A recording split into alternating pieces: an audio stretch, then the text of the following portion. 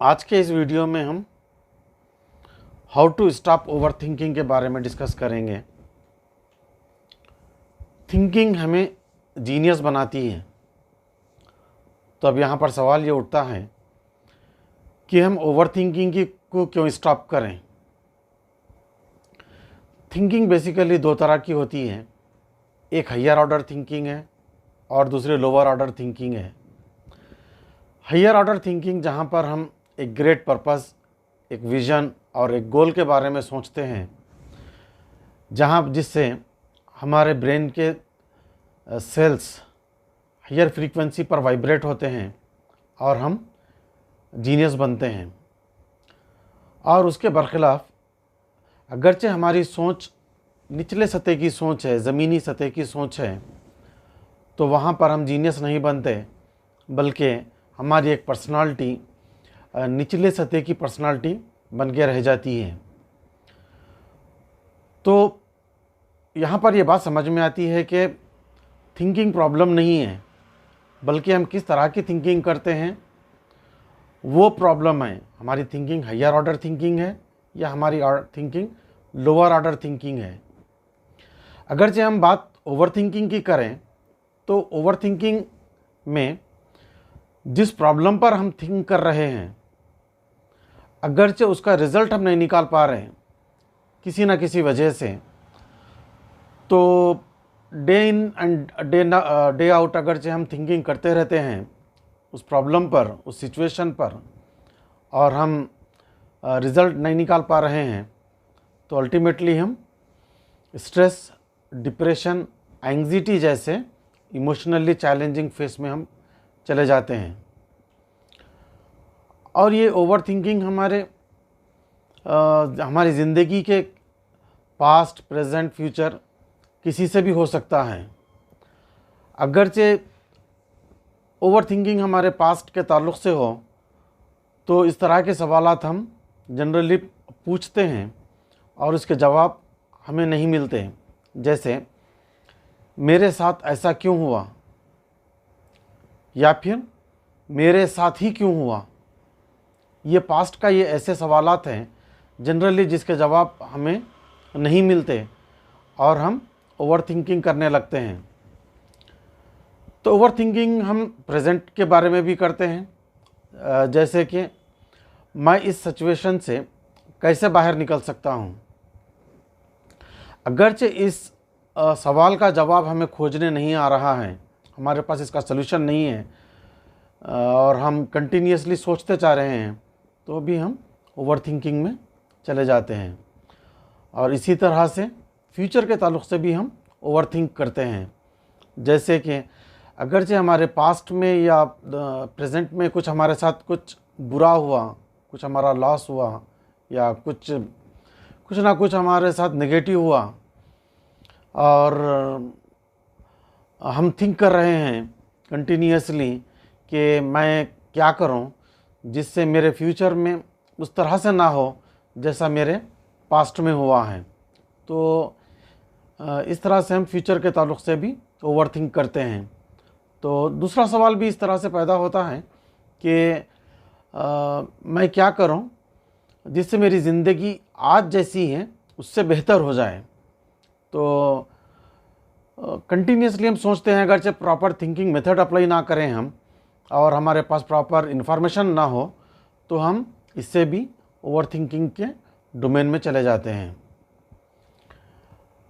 Over thinking के basically दो roots हैं, जहाँ पे ऐसे प्रॉब्लम्स जो हमारे गोल्स के ताल्लुक़ से, हमारे प्रोफेशन के ताल्लुक़ से, हमारे डे टू डे एक्टिविटीज़ के ताल्लुक़ से, हमारे अर्निंग और एक्सपेंडिचर के ताल्लुक़ से हैं, ये एक रूट है हमारा प्रॉब्लम का, जिससे हम ओवर थिंकिंग जोन में जा सकते हैं। दूसरे हैं हमारे रिलेशनशिप्स की वजह से भी हम ओवर थिंक करते हैं। तो इसके कॉजेज़ क्या हैं हम वन बाय वन डिस्कस करेंगे। तो पहला है कि फर्स्ट प्रॉब्लम ये है कि हमारा गोल्स या प्रोफेशन या डे टू डे एक्टिविटीज़ की वजह से हम ओवर थिंक करते हैं। तो पहले हम उसके कॉजेज़ डिस्कस करेंगे कि क्या कॉजेज़ हैं जिसकी वजह से हम ओवर थिंक करते हैं। फिर उसके रेमेडीज़ पे डिस्कस करेंगे। तो इसके काजेज़ हैं लैक ऑफ इंफॉर्मेशन। ऐसा प्रॉब्लम है हमारे पास जिसका हम सल्यूशन निकालना चाह रहे हैं, लेकिन अगरचे उसकी इंफॉर्मेशन हमारे पास प्रॉपर नहीं है, तब हम ओवरथिंक करने लगते हैं। या प्रॉब्लम को सॉल्व करने के लिए जिसका ताल्लुक़ गोल से, प्रोफेशन से है, वो ज़्यादातर अजम्पशंस की बेसिस पे अगरचे हैं, तब भी हम ओवरथिंक करने लगते हैं। चूँकि अजम्पशंस की बुनियाद पर हम प्रॉपर हमें मालूम है कि इसका प्रॉपर रिज़ल्ट नहीं निकलेगा, तो हम डरने लगते हैं कि कहीं इसका बैड एंड ना निकले, गलत इसका नतीजा ना निकले। इसकी वजह से भी हम ओवरथिंक करने लगते हैं। अगरचे हमारे पास इंफॉर्मेशन ऐसे फ्लो हो रही है जो हम कुछ इंफॉर्मेशन पे हम ट्रस्ट कर सकते हैं और कुछ इंफॉर्मेशन पे हम ट्रस्ट करना हमारे लिए मुश्किल है, तब भी हम ओवरथिंक करने लगते हैं। क्योंकि हमें मालूम है कि ये इंफॉर्मेशन के सोर्सेस प्रॉपर नहीं है, इसलिए हम इस पे भी हम ओवरथिंक करने लगते हैं। नेक्स्ट है सेल्फ डाउट। अगरचे पास्ट में हम कुछ काम करे थे, कुछ जॉब करे थे जहाँ पे हम उसका रिज़ल्ट बराबर नहीं निकाल पाए, तो ये खुद पे डाउट पैदा हो जाता है कि क्या मैं फ्यूचर में निकाल पाऊँगा या मैं प्रेजेंट में निकाल पाऊँगा। तो ये सेल्फ डाउट भी हमें ओवरथिंकिंग के इस मोड में लेके जाता है। और एक काज ये है ओवरथिंकिंग का कि हम किसी प्रोजेक्ट पे या किसी काम पे हम फोकस कर रहे हैं और उसका हम रिज़ल्ट निकालना चाह रहे हैं, उसको सॉल्व करना चाह रहे हैं, उस प्रॉब्लम को या उस सिचुएशन को।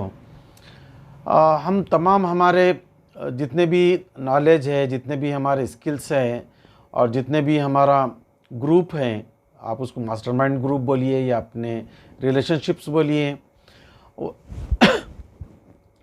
उन तमाम को हम इस्तेमाल में लाने के बावजूद भी अगरचे हम उसका कोई बेहतर रिज़ल्ट नहीं निकाल पा रहे हैं, तब भी हम ओवरथिंकिंग के जोन में चले जाते हैं।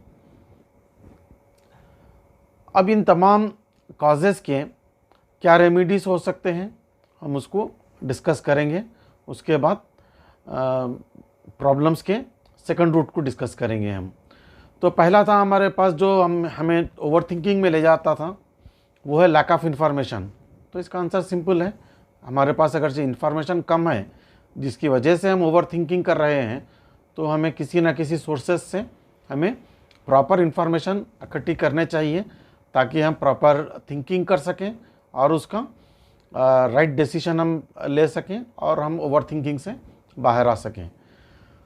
दूसरा ये है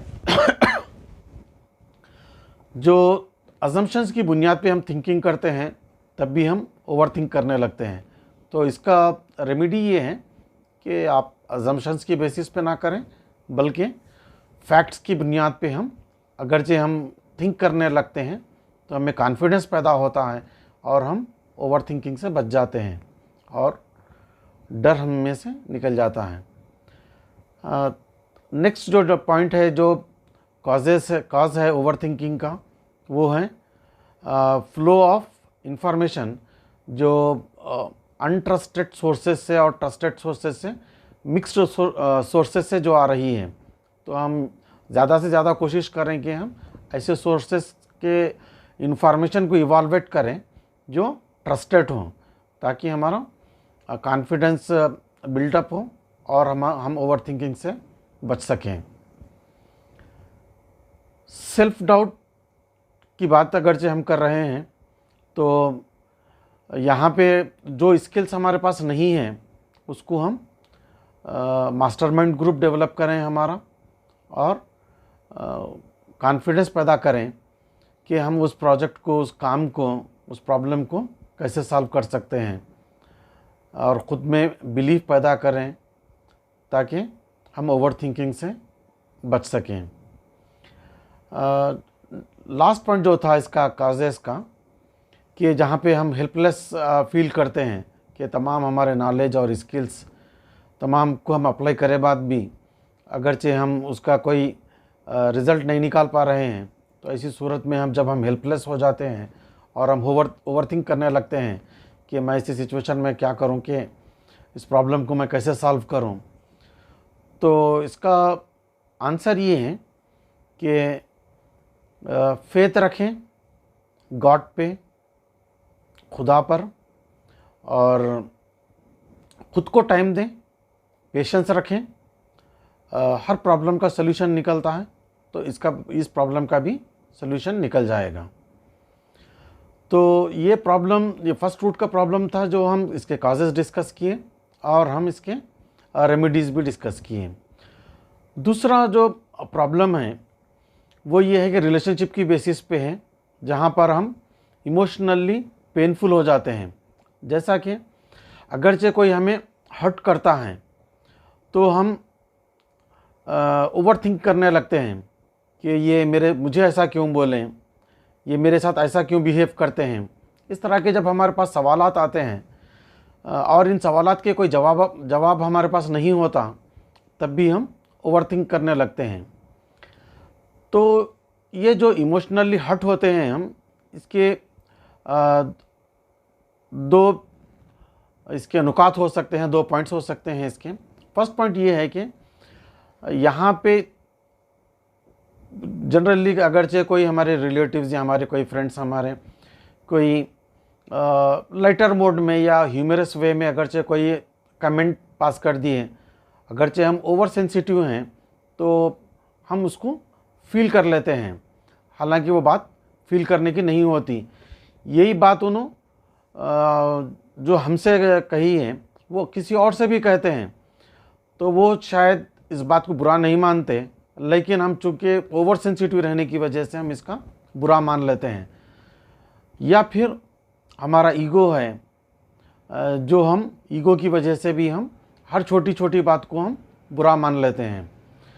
तो जहाँ पर इमोशनली हर्ट होते हैं रिलेशनशिप में, तो हमें सबसे पहले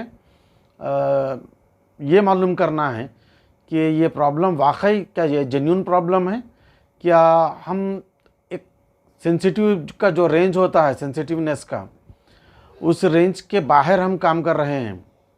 ओवर सेंसिटिवनेस भी ख़राब है, जिसकी वजह से हम ओवर थिंकिंग करने लगते हैं। सेंसिटिवनेस का जो मिनिमम होना चाहिए वो भी उसके नीचे अगरचे हैं, तो वो भी हमारे लिए डेंजर साबित हो सकता है। चूँकि अगरचे किसी की प्रॉब्लम में, किसी की तकलीफ़ में हमें कोई दुख या कोई तकलीफ़ नहीं होती और हम एक पत्थर की तरह ज़िंदगी गुजारते हैं, तो सेंसिटिवनेस रिक्वायर्ड है हमारे लिए, जहाँ पे हम एम्पैथेटिक होते हैं और एक ग्रेट लीडर बन सकते हैं या सेंसिटिवनेस की क्वालिटी की वजह से। लेकिन ओवर सेंसिटिवनेस ओवर थिंकिंग की तरफ ले जाता है, अंडर सेंसिटिवनेस हमें पत्थर बना देता है। तो ये पहली इसमें ख़ुद के बारे में सोचे कि हम कहाँ पे स्टैंड करते हैं।